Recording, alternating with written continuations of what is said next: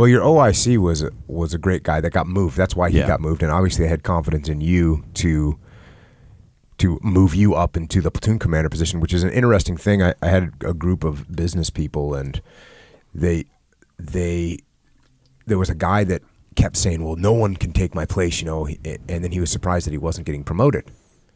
And explain to people, if you don't have a person below you in the chain of command, or 2 or 3 people below you in the chain of command that can take your job, well, then you're going to have to stay in your job and you're not going to get promoted.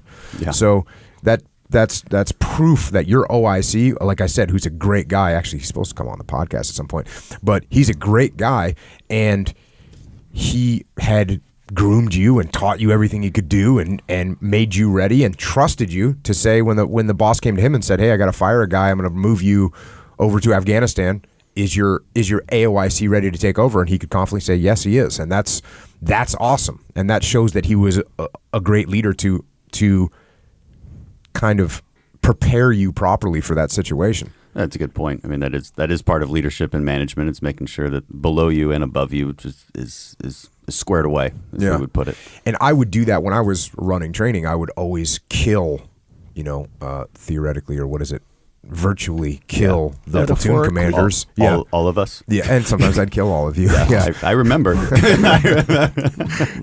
Yeah, there'd be some buddy carries happening for extended distances. Yeah. I was a little bit crazy at that point, and I was good training. Yeah. I was coming home from Ramadi, and I wanted to make sure you guys were ready for the worst possible case scenarios.